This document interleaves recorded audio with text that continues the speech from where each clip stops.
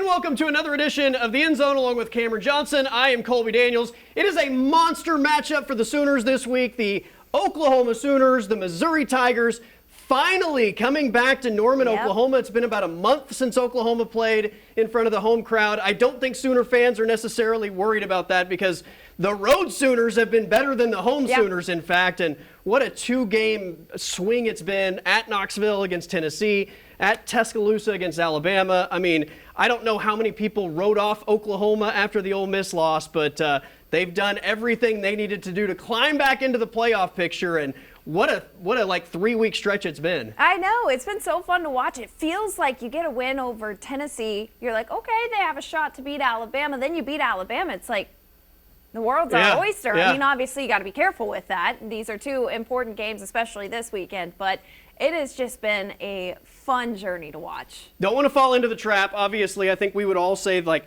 winning those road games would be much tougher, especially against those opponents, would be much tougher than 2 home games against Missouri and LSU. But that's the trap, right? That's where you might get caught up in falling short. But I think with this Oklahoma team, they're in one-possession games literally every week, right? So Brent Venables has said it many times. They're not good enough to overcome little mistakes. And if you're not focused on your opponent, you're going to make little mistakes. We're going to talk a lot about the college football playoff a little bit later in the show as well. I've made the argument, I know fans are like, are we going to be in? What's the matchup's going to look like? Blah, blah, blah. They're in the playoff right now. Like this weekend is a playoff game against the Missouri Tigers. You win, playoff hopes are still alive. You lose, it's all over. Yep.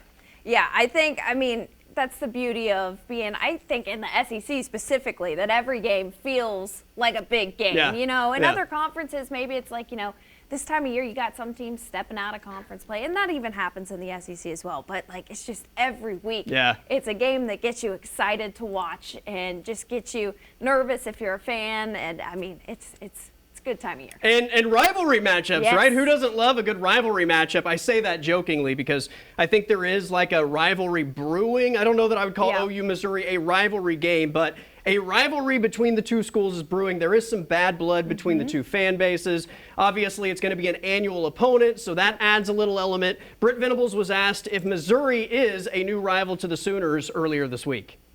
They're going to be on our schedule every year for the foreseeable future. So, and all those other things to me, they mean nothing to me. They probably mean something to somebody else, but I don't get into all that, spouting back at whatever's out there. You know, I just laugh at it. It's okay. You know what I mean? I don't mind it whether it's good or bad. It's at me or it's at us or it's at someone else. It's just not my style. I try to focus on what it takes to win and the things that matter the most and things that I can control. So if everybody wants to make that a rival, fine. If they don't, I'm fine too. So that may not endear myself to the story or to anybody else, but they're on the schedule.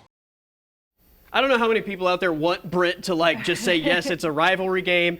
He's obviously not going to play it up any more than it needs to be played up. But I know a lot of Sooner fans that a year ago maybe weren't on the train of like, I hate Missouri or this has any rivalry aspect to it. And then that crazy game in Columbia took place last year. It was 10-9 early in the fourth quarter, and it was a 30-23 final, multiple scores down the stretch. And then you have Eli Drinkwitz saying this after the game, which fired up the Sooner fan base. This will be real disappointing to Bob Stoops, but OU doesn't always whip Missouri's ass anymore. So with that, I'll open up for questions. That's how we started the press conference. And I think all of Sooner Nation was just furious with this guy in the Missouri program. Yeah, it feels kind of opposite of Brent Venables saying, you know, say what you want about it. It is what it is. And then you got Drinkwitz out there kind of fanning the flames. I think it makes it fun. I mean, I like it. In a new landscape of college football where some say you lose the passion, it's nice to have those rivalries. Of course, you hate to hear that kind of stuff when you're on the losing end of it, but I think this year it's great motivation. That's the stuff that it's bulletin board material. It makes it a lot more fun. And it'll be fun if it grows into a rivalry. Obviously, you don't have OU Nebraska anymore. That's been long gone. You don't have Bedlam anymore. OU Texas is going to be the great rivalry forever. But if you can add a secondary rival into the yearly schedule, I think that's an awesome thing. All right, let's talk about this matchup because the Oklahoma Sooner defense obviously is center stage for everything that the Sooners have positioned themselves for. Finally, the turnovers are coming. I know last week they were without R. Mason Thomas. It's a next man up mentality, and that will have to be the case this weekend regardless, as they face the best rushing attack they've seen all year. Yeah, absolutely. And I think, you mentioned R. Mason Thomas being out last week and next man up mentality. You saw that the guys are capable of doing that. Taylor Wine had a fantastic outing. I think everything is clicking for this defense. It has been all year. It almost feels like somehow it's even better than it was now that you get those turnovers coming. It's going to be really fun to see how they handle this offense, especially knowing that right now the defense is kind of what's carrying the team. It's been 3 straight weeks where they have faced, I think, the 3 best passing teams on their entire schedule, right? You go from Chambliss and Ole Miss to Joey Aguilar in Tennessee and Ty Simpson in Alabama. And look, I know all 3 of those offenses were able to put up some pretty good numbers in the passing game. None of those offenses really set the world on fire in the rushing department. You're facing a Missouri team this week that obviously there's some questions about what the quarterback situation is going to be on Saturday, but their bread and butter is the rushing attack, and Oklahoma's been great against the run all year. Ahmad Hardy, though, leads the nation in rushing, over 1,300 yards on the season, 15 touchdowns, and I don't know if you just force Missouri into throwing the football, but this guy, if you don't tackle him, will make you pay with big runs. What's even more impressive is it's not even just the total yardage he gets. I mean, he put up 300 last week, but it's his yards after contact. So to your point, you not only do you have to tackle him, you have to make sure you get him down to the ground. So this is it'll be really fun to see how they handle this run game. I know they've been, historically this year, they've been great against it, but a guy like this who just kind of stands above the rest will be fun to watch. Yeah, so Missouri, I believe, is averaging about 240 yards on the ground per game. That's one of the best in the country. The Oklahoma rushing defense gives up about 80 yards per game. I mean, that's a giant gap between the 2 averages, and which one is going to land closer to their average, that might tell the story of the ball game ultimately. Yeah, I agree. OU, the defense is great. I think OU's, we've been saying all season, they got to get their own run game going because you can't, obviously they have so far, but at some point you got to give the defense some help too, and they've been doing that. I mean, I just would like to see OU get that run game rolling. They're maybe not going to put up over 200 yards like Missouri is, but to have an answer on their own side. But yeah, it's just going to be a fun matchup to watch. We've said it before: unstoppable force, immovable object. Which one wins? Well, speaking of that Sooner offense, we'll talk about some of the deficiencies there. Luckily, for the last few weeks, they've been helped out big time by the defense and special teams, so we'll get into that as well. That's on the other side. Monster matchup for the Sooners this week. It's Oklahoma-Missouri, a playoff-type matchup.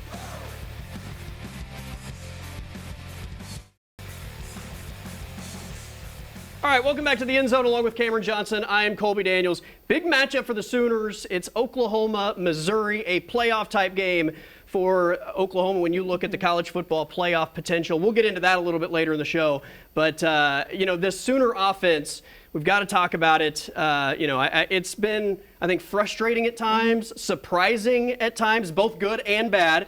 I don't think you can really tell the story, though, of the Oklahoma offense, especially over the last few weeks, without talking about the impact of the defensive turnovers and how that really impacts the team overall. Brent Venables spoke on turnovers impacting all sides of the football. Here late, we've been a little more fortunate to force those turnovers, and they're huge in these games that are decided by one score. And when you're not getting them, it puts a little more stress on every other part of your team. And you don't have the short field goal for the kicker or the short field for the offense to go operate and start to get in a rhythm and create a lot of pressure on people. So when you're not getting them, it does you inherently every other part of your team, is a quote-unquote a victim to that. I think we lost a turnover battle maybe 4-1 at Missouri last year. We scored a defensive touchdown. They scored a defensive touchdown to ultimately win the game. Nothing impacts a game like turnovers. It always has been that way. It's not a new thing. I don't know about you. My jaw was on the floor with all those turnovers down the stretch of last year's OU Missouri game. 4 turnovers for Oklahoma. I mean, that's hard to overcome against anybody. And it was still one of those crazy games where, it got away at the very end. 2 defensive scores for the Sooner defense in the last 2 weeks, not to mention 3 takeaways total against Tennessee, 3 takeaways total against Alabama. I mean, all those turnovers combined with the special teams effort over the last couple weeks have really put the offense in a good situation. You take those away, the offense has done virtually nothing. Yeah. I mean, think about the scores against Alabama. You have the Satania punt return that sets up a field goal. You have the strip of the punt return to Ryan Williams, who sets up the John Mateer rushing touchdown. You take 3 points off the board with Taylor Wine blocking the field goal before halftime. I mean, that's just a couple of the special teams plays on top of the fact that, Tate Sandell is I'm removing him from the special teams conversation at this point, and he's going into the offensive weapon conversation. That's how good he's been. But, both the defense and special teams have done an incredible job to put Oklahoma's offense in a position to put points on the board. Who would have thought, if you go like 5 years ago and you say that OU's offense is the weak link of the team, I would have never believed you. Never in a million years. They've just always been an offensive team. But, hey, 2 out of the 3, you'll take it. But really, they really need to start helping out the rest of the guys. Fortunately, the defense doesn't look like it's been worn down at all. They're still firing on all cylinders. But, those special teams plays, especially – Isaiah Satania, he's been fun to watch this period. But, you think about what happens if the defense doesn't get those defensive scores and special teams doesn't set you up close to the red zone like that. What's their record if you take the all offense that is away? starting on their own 20 every single drive of the game, like what does that produce? That's a scary thought. Now, I think there is another side to that coin. Maybe you're more aggressive in the play calling if that becomes a reality. But, this is a week you go into a game against a Missouri defense that's pretty much ranked in the top 25 in the country in nearly every metric. You have some banged up running backs. Xavier Robinson took a shot down low that he came up gimpy, never looked the same. Torrey Blaylock took a monster shot in the Alabama game. We'll see both of those big hits in this highlight sequence. But it's really the John Mateer run game is the bread and butter of this offense, and then you just hope that, sometimes when he pulls the trigger, it doesn't get picked off. Alabama dropped like 3 interceptions last week. Luckily, OU didn't have any turnovers, but it's kind of this like Jekyll and Hyde. How aggressive do you want to be? How conservative do you want to be to not put yourself in a position to turn the ball over? Yeah, it's just been so interesting, the progression, or maybe not progression, the roller coaster that has been the offense. It's like one day the run game's carrying the team, then the next game it's John Mateer's run game that's carrying it, and all of a sudden your running backs aren't doing hardly anything. But again, they're doing just enough. It'd be nice to see some consistency down the stretch. But obviously everyone says that, but especially, Yeah.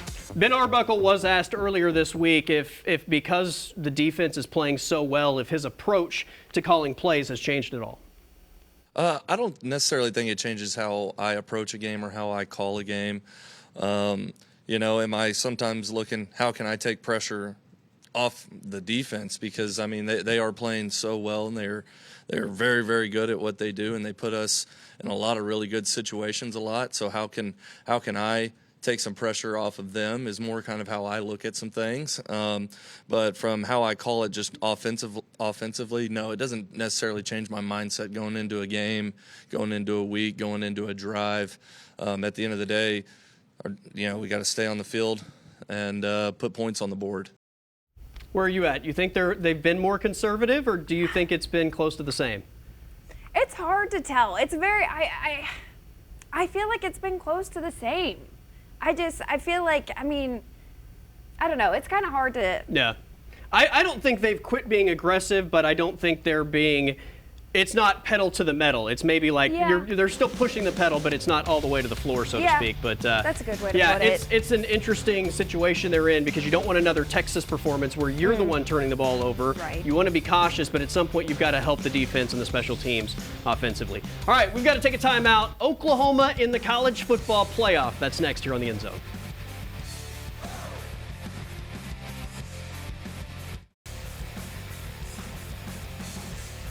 All right, right, as we get ready for Oklahoma, Missouri, obviously, I've said this is a playoff game. Yeah. You are in the playoffs now. It's not the official playoffs that start December 19th and December 20th, but this is a playoff game. You win, your hopes are still alive. You lose, and it is over. We're not talking about this playoff bracket, but Oklahoma beats Alabama. We all knew they were going to skyrocket up the rankings. The question was how high. I don't know that I think they deserve to still be below Oregon. That comes into the whole strength of schedule conversation. But the point is, Oklahoma's in the field. They were number 8 this week. They're in the field. If they win out, they're going to be in. I think maybe there's like a 1% chance that if they win really ugly 2 weeks in a row and some really crazy stuff happens, that maybe they could get left out. And I'm just saying that as a tiny possibility. Yeah. But I'm telling you, if Oklahoma wins out, they're in the college football playoff. If it were to land this way, this is how it would look today if the season ended. Oklahoma gets a home game against Notre Dame. I hope it lands this way. How awesome would it be to host Notre Dame in a college football playoff matchup? Oh my gosh, I still have my grandparents still talk about how they cried when Notre Dame broke OU's win streak all those years ago. I mean, that is one of those that they don't even play all that often, and I hear people say it's one of their biggest rivals. That would be so fun to see, especially in Norman, and especially with the way Notre Dame's been playing. They haven't been all that convincing to me this year. It'd be a really fun. This would be like the blue blood regional, right? Yeah. I mean, if you talk about the bluest of blue bloods in college football, it's probably these three in Alabama. Yeah. I mean, to have those three kind of Just in their all own right bracket there. is unbelievable. But the Sooners right now are in. I think that would be a really fun matchup. I think that's probably a matchup that Oklahoma fans have to like with Notre Dame and the Oklahoma defense. And, I don't know how they match up against Ohio State. We can talk about that a little bit later when that maybe becomes a reality. But I would love the Sooners in that matchup. I think it would be a ton of fun. Outside of that, I don't know that Tulane is one of the best 12 teams in the country, but if you give me the green wave on the bracket, I mean, I'm not going to turn that logo away by any means. Yeah, no. I mean, that would be they've been impressive to watch this year. I have most been impressed with Indiana being able to, they had their year, was it last year or two? Yeah. You think, okay, it's Indiana. No way they do that again. But look at them. I mean, guilty as charged. Yeah. But yeah, I mean, they have just done some real damage. And Texas A&M too. I didn't think at the beginning of the year, I didn't think they could keep it up. I mean, they've been obviously tested this past weekend. But I mean, these are some fun teams that there's a lot of real contenders this year. Yeah. Give me Oklahoma, Notre Dame, and if the winner gets Ohio State, I think that would be a ton of fun. Yeah. All right, we got to give you 10 seconds of MAC football before we make game picks. Yeah, MACtion delivered this week. We had a quarterback in Ohio, Parker Navarro, throw for 28 yards in his team's 28-point win, 42-14 over UMass this week. It's not really something you see. And that was 10 seconds of MAC football with MAC correspondent Adam King. We will wrap up the show with game picks next here on the End Zone.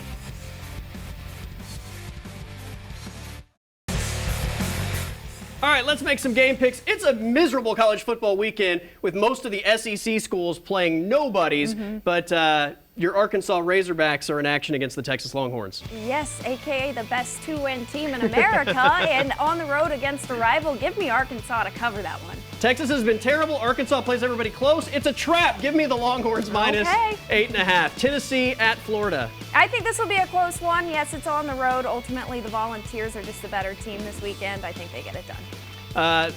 I mean, copy, paste, Tennessee all the way. Florida has cashed it in, so I'll take the Vols. All right, probably the biggest game of the weekend outside of OU, Missouri, USC at Oregon. Yeah, rivalry game. I think this one lives up to being a rivalry game. Ultimately, I think Oregon wins, but USC makes it close.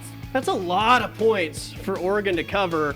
I think Oregon is really good, but they've not dominated people, really. I think they win as well, but give me the nearly 10 points that the Trojans are getting in this matchup. All right, some have said that Oklahoma State is close. They're close to getting it done. I just want to know if they're close to covering 3 weeks in a row. They're getting 14.5 points at UCF. You mentioned copy and pasting. I'm going to copy and paste what I've said these past few weeks. Oklahoma State does a good job of keeping it close, and they are just so close. Do I think they win it? No, but I do think they cover. I have picked against them the last 2 weeks. I'm not going to make that mistake the third time. I think they cover for the third straight week. Yep. Give me the 14.5 against UCF, but I don't think they get the victory. All right, the big game, Oklahoma hosting Missouri. It's easy to call this one a trap game just because of the emotional win that they're coming off of on the road. Missouri is still a very good team. Ultimately, I think OU does not fall victim to a trap. I think it's a close one, and it's won in the fourth quarter. I think it's a trap because all SEC games are one-score games. So give me Missouri plus the 6.5.